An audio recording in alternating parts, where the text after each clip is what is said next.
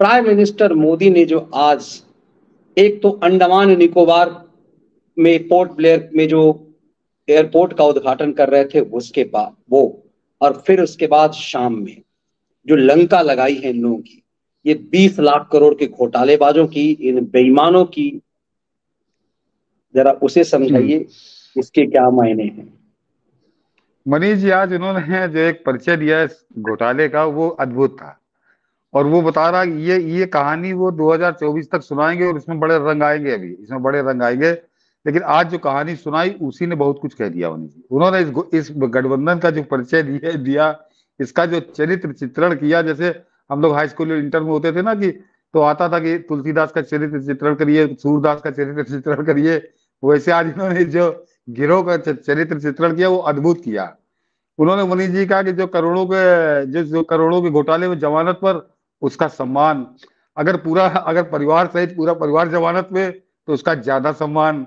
जिसका मंत्री जेल में हो, उसका विशेष सम्मान। और जो सजा याफ्ता हो, भ्रष्टाचार में जो जेल काट के आया हो, उसका सर्वाधिक सम्मान। और उससे मार्गदर्शन लिया जाएगा, वो इनका मार्गदर्शक होगा।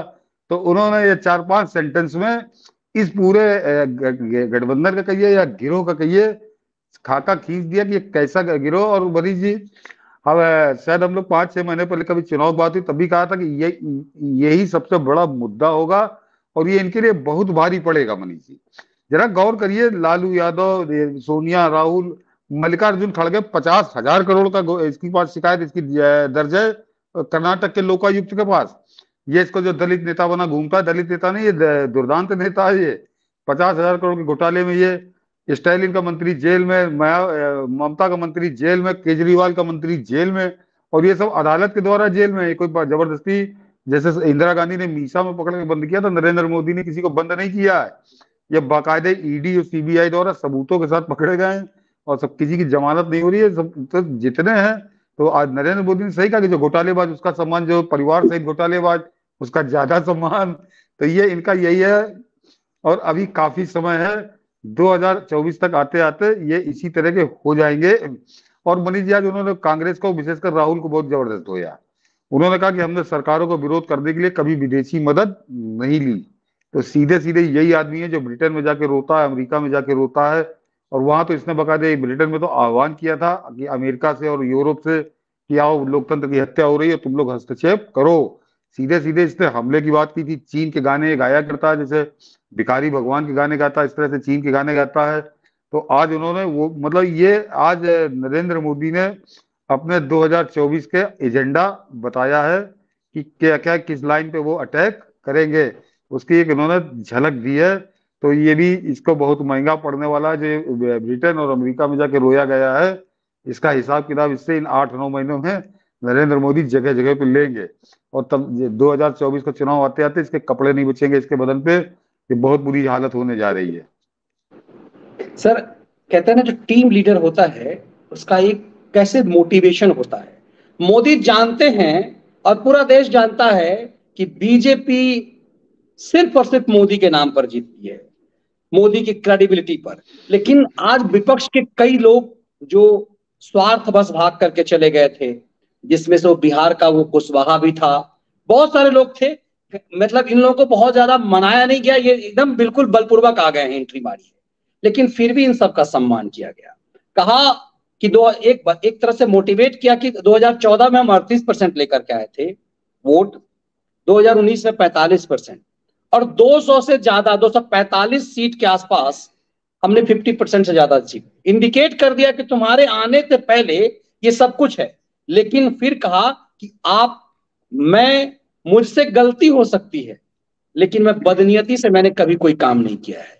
और कभी भी मैंने आप लोगों से, यदि ऐसा हुआ कि किसी को जाने अनजाने मेरी कहीं ऐसा हुआ कि वैल्यू नहीं मिल पाई, मंच पे आपको जगह नहीं मिल पाया, तो मतलब मैं उसके लिए क्षमा प्रार्थी हूं। मतलब जोड़ते हुए कहा कि ये हर किसी को सोचना होगा कि मैं जो कुछ भी करूंगा वो नेशन के लिए करूंगा।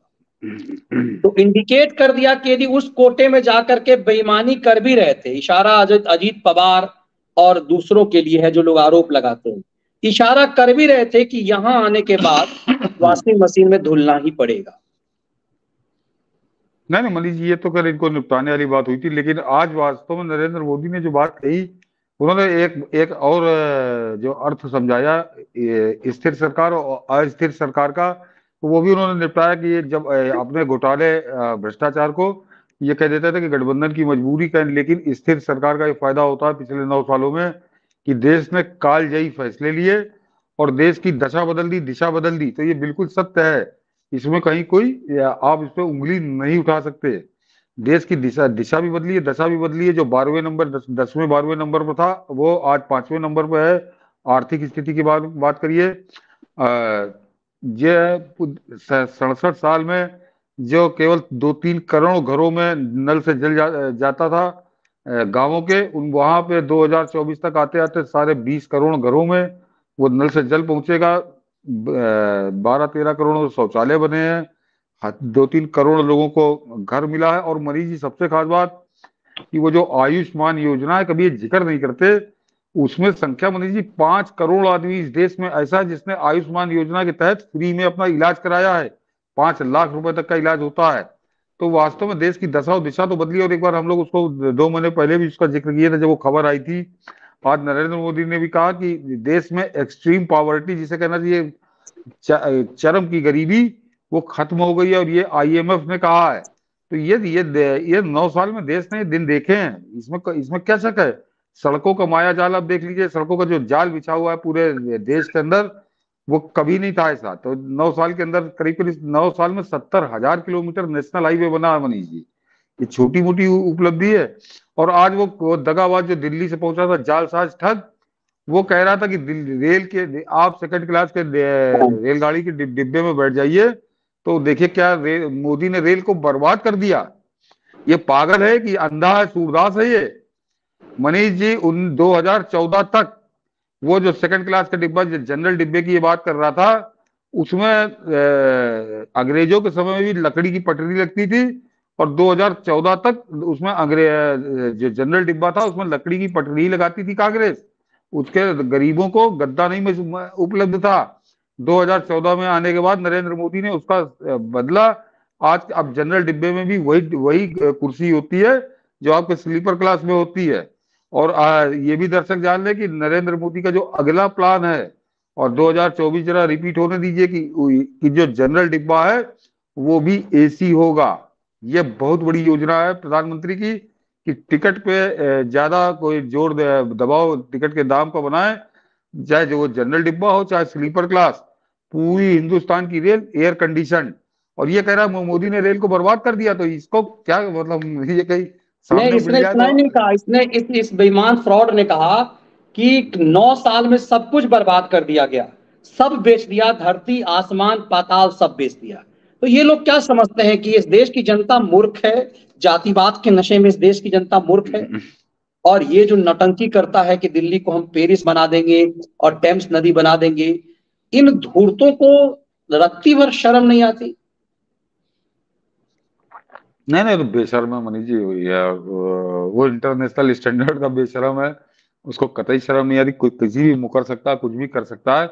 उसका उसका तो जिक्र मैंने कि इसलिए किया क्योंकि ताकि वो जो देश की तरक्की की बात हो, तो उसका आज उदाहरण ले लिया। अन्यथा ये आदमी बहुत घटिया किस्म का है, राजनीतिक विश्लेषण का तो ये पात्र ही नहीं है। इसके लेके दूसरे तरीके से इसका विश्लेषण तो उसी तरह से किया जाना चाहिए जिस तरह से किसी राजन का विश्लेषण वहां की पुलिस करती है। तो पुलिस कैसे विश्लेषण करती है डंडे से, वो वो बताने की जरूरत नहीं। ये इसका राजनीतिक विश्लेषण करना अपने आप को धोखा देना है। ये आदमी मानसिक रूप से अपराधी है, और इसके साथ उसी तरह से पेश आने की जरूरत है जैसे पुलिस चोर के साथ पेश आती है। तो केजरीवाल ने, लेकिन वो क्योंकि उसने रेल की बात की थी, तो मैंने कहा कि रेल का ये समझिए किस तरह से जो गठबंधन है ठगों का, ये लोगों की आंखों में धूल झोंक रहा है। इसने अच्छा किया रेल का नाम ले लिया, क्योंकि रेल एक ऐसी चीज है जिससे हर आदमी का साबका पड़ता है, सर्वाधिक साबका पड़ता है। तो अपनी आंखों से आप देख लीजिए कि रेल की हालत क्या है, आज से 9 साल पहले क्या थी, आज क्या है, और ये धूर्त आपसे क्या कह रहा है। और रेल तो छोड़ दीजिए मनीष जी, जो दर्शक है मैं तो इतना ही कहूंगा कि एक बार जरा अपने इलाके का स्टेशन टहल के आइए, बिल्कुल और सही आपको बात। आपको स्टेशन ही बता देगा कि रेल की क्या दशा बदली है। गंदगी का अंबार हुआ करता था, और आज की तारीख में चाहे छोटा हो चाहे बड़ा रेलवे स्टेशन, स्टेशन का मतलब गंदगी हुआ करती थी। गंदगी हुआ करता था। तो ये बदला है। और नरेंद्र मोदी ने कहा कि स्थिर सरकार जो है हमारी स्थिर सरकार, उसने कालजयी फैसले लिए हैं, देश की दशा और दिशा बदलने वाले फैसले लिए हैं। ये बिल्कुल सही है, और ये भी 2024 में ये बहुत बड़ा मुद्दा होगा। और जाते जाते उन्होंने आखिर एक चीज और कहा कि दुनिया को हमेशा जाने वाली सरकारों पे भरोसा नहीं होता। उन्हें लगता है कि चुनाव उस देश में होना है, नई सरकार आएगी, लेकिन पूरी दुनिया को भारत से उम्मीद है कि भारत उनकी मदद करेगा। मतलब कि भारत ही नहीं, दुनिया को ये लगता है आएगा तो मोदी ही। तो क्या हाँ आपको लग रहा है, जाते जाते जरा इस बता दीजिए कि बेंगलुरु में ये संदेश हो गया, सोनिया गैंग को भी लग गया कि आएगा तो मोदी ही? हाँ हाँ, बिल्कुल पूरी तरह से इनको देखिए, इनके मन में तो चोर था ही, कुछ नौटंकी कर रहे थे, कुछ वही टूने टुटका कर रहे थे, बैठक हो जाए और सब गठबंधन आ जाए। ये बिल्कुल स्पष्ट है। और आज बेंगलोर की बैठक के बाद तो बिल्कुल शीशे की तरह साफ हो गया कि मोदी आएगा नहीं, मनीष जी, धमाके के साथ आएगा। 303 पार की बात हो ही रही थी, लेकिन ये मैंने कहा ना कि अब ये बिहार में जो दाल बटी है आज, उसके बाद तो ये दाल जो है 350 तो पार, और ये 400 भी अगर मोदी को पहुंचा दे तो कोई बहुत बड़ी बात नहीं है। ये और समझ गया कि इस बात को कांग्रेसी बहुत अच्छे से समझ गए। देखिए मनीष जी, कांग्रेस को भी एक झटका लगा है। कांग्रेस ने इसीलिए 4 साल बाद वो सोनिया गांधी को निकाल के लाए थे कोल्ड स्टोरेज से। अभी तक वो राजनीति कोल्ड स्टोरेज में पड़ी हुई थी। कांग्रेसियों को लगा कि ये जो ताजा फल फलाग जिसको बेच रहे हैं ये तो हो गया बासी, अब कोल्ड स्टोरेज से निकालो।